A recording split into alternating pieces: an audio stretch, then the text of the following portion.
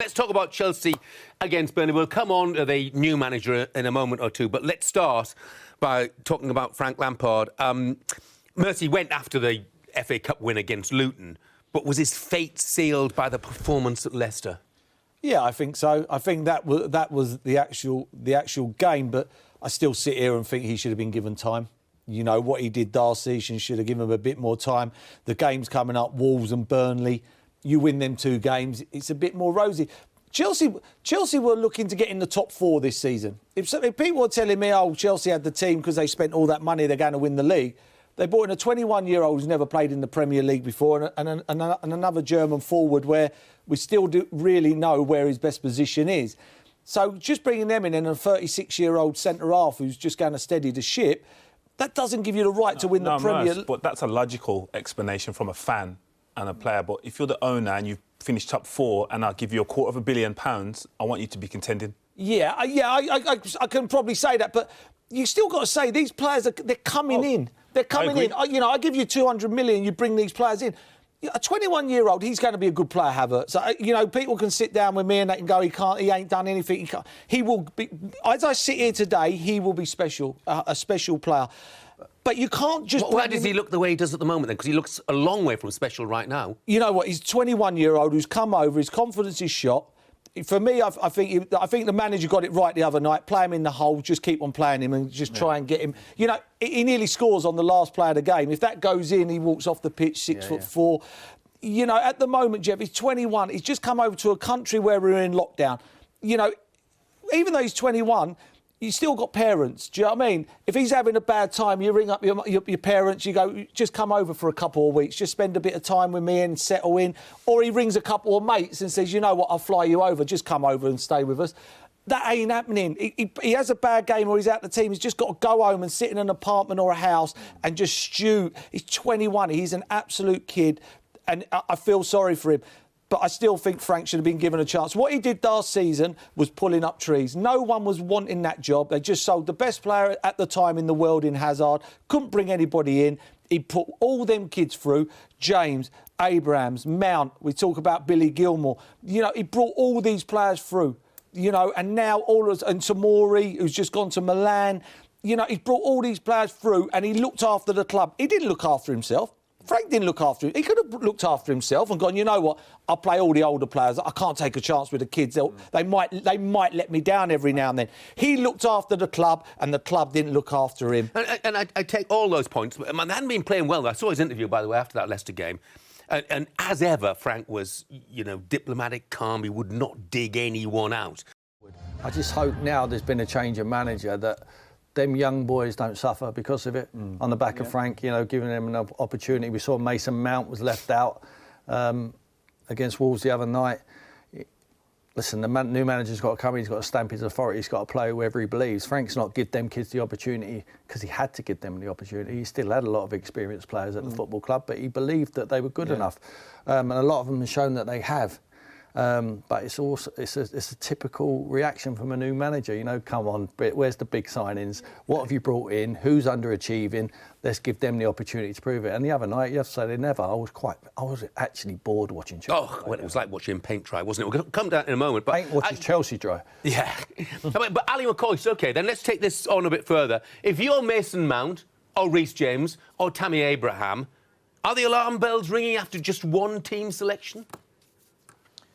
Not after one team selection, because I think, you know, for example, if he'd picked other players, if he'd picked those boys you mentioned, we would be well within our rights to say why did he not pick whoever he'd left out. But it's a big period coming up for him, because I'll tell you why. He signed an 18-month contract, right? If he stays a full 18 months, that's 3 months longer than the average manager stayed under Abramovich's reign since 2003. So it's 12 managers. So with the greatest respect, if we sit here and think that Thomas Puchel will say, you know, I'm going to give Billy Gilmore a chance because he deserves a wee opportunity, or I'll give Mason Mount a couple of games, that's not happening, guys. That is not happening. They'll get a game if Thomas Tuchel thinks they're going to strengthen the Chelsea side and make them stronger and win games. He will not be given youth, in my opinion, he will not be given youth an opportunity thinking, all right, Billy, we'll give you a couple of games to get going. It's not going to happen, because you see what happens at the vast majority of clubs, never mind Chelsea. You've got to get results. You've got to hit the ground running. You've got to win games of football. And believe it or not, it sounds crazy. I think the one player they're missing is Kante, strangely enough. And we can talk, and I agree totally with Merson. I saw Havertz with Leverkusen, outstanding, and I think he will grow into to be a fine footballer. But he looks a little bit lost. I'm with you. I'd play him in that number 10 role just to see how he gets on. The jury's out in Werner, Ziyech, boys like that, but they've got a big task in their hands. I think they've only won 2 of the last 9 Premier League games, but in terms of, it'll be interesting to see in the next couple of games what he does with some of the younger boys. That's what I'm saying. You know what, Ali, though? I don't personally... These young lads never let him down once. They were their better players. You know, Reece James was as good as anybody going forward. Mason Mount's been their best player. Mason Mount's been their best player. And, you know, Tammy Abrahams, it was out of him and Giroud. I don't think they're top draw. I think they're a replacement for someone else to come in who's going to score you 20 goals or be in the top 6 Premier League goal scorers. You know, I think, you know, probably Hudson-Odoi is probably the only one at Chelsea out of the youngsters who could probably sit there and go, I didn't really get enough game time.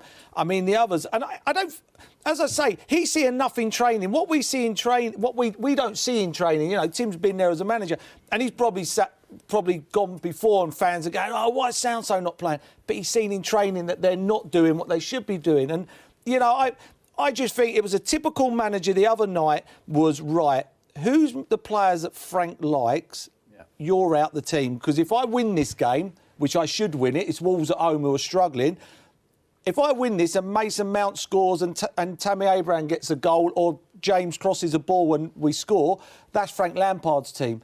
And that's what they do. They go, right, bang, I'm going to change it. Would a manager think like that? Yeah. 100%! Frank Lampard's really? 100%? No, do they? Lampard hasn't given them kids the opportunity because he wants to give kids the opportunity. Of course Because not. in the end, he knows the owners of the football club, the hierarchy of the football club more than anyone. He knows if you don't get results, he's going to get yourself sacked. Now, he didn't get himself sacked because he played the young kids. Perhaps because the players they brought in didn't perform well enough, right? So it's up to Frank to leave them out. But he made the decision with Tomori. Tomori's someone who had a derby, someone he really liked. He could have left him out, which he did, and he did that. He did not play him because I've been under the same criticism. When I put Harry Kane in the team, the hierarchy there at Tottenham said I'm too biased towards the younger players. And I said, am I? I said, no. I never even thought crossed my mind. All I wanted to do is pick the best players who I thought were capable of winning a football match because after all, that's what we all want, isn't it? Yeah, so I left out Soldado and played Harry Kane. Now, giving him the opportunity because of what he done on the training pitch, not because I come through the development of the young kids and I wanted to give him a chance. Sorry.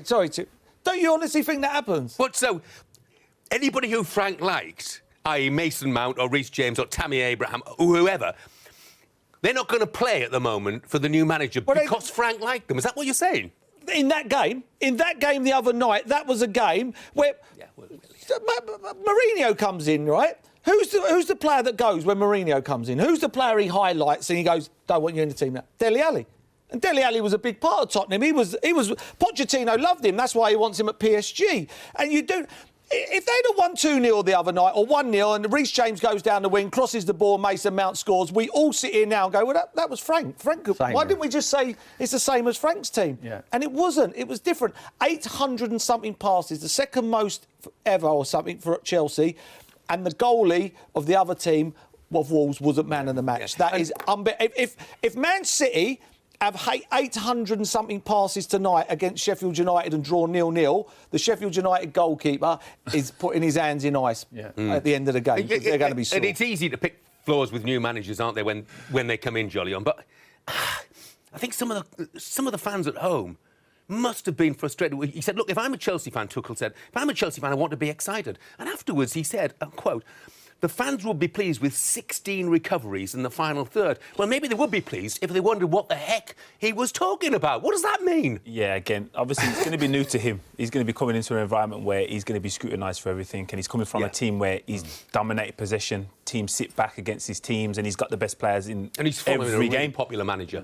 Yeah, obviously the Chelsea fans love Frank Lampard, and so they should. So he's going to have to recognise what he's going to have to do to become a great or be successful even at Chelsea. And it isn't win the ball back in the final third. It's to win games. I think he made one good tweak to the system. When I look at them when they were at their most successful, Chelsea, I think they play three at the back. Yeah. I think he's gone to the three, and I think that helps him. Yeah, and it does. 100%. If he's going to play Kai Havertz, he gets him in that position as a 10, which is his best position, up higher in the field, where we've seen him play in Germany and score loads of goals. So I think that is one tweak, and I think it's difficult to judge Thomas at the moment. Obviously, he's had one game. But it was quite clear it was all possession-based. In the end, you're going to get bored of watching that. You're going to have to pass the ball forward, give it to the exciting players like That's what I'm saying, Tim. He hasn't got Neymar and Mbappe. Yeah, but if it's possession-based and you're saying your favourite player is Kante, why do you need Kante if you're possession? Yeah. You have Kante to win it back. Yeah. Boys, we're sitting here talking about Chelsea, right? And I'm reading the statistic that the 78.9% possession, which is the best ever result in the top flight. And then I'm reading Thomas Tuchel saying that, as Jeff said, I don't even know what he meant, to be honest. Maybe I'm the original dinosaur, 16 retrieving the balls and attacking areas. Listen, we could talk about all the stats we like, but Tim's right. It was a boring game to watch and they didn't create enough chances. And Chelsea fans, do you know something? Thomas, they won't be happy with 16 retrieves. They will be happy when they see good football and winning and scoring goals and winning games of football. That's when they'll be happy. I mean, I did not enjoy what I was watching the other night. And generally speaking, I love watching Chelsea, whether it's Mount, Pulisic, Abraham or Giroud getting your goal. I enjoy watching them. Didn't enjoy it the other night. That's our Allosaurus. Up in Glasgow.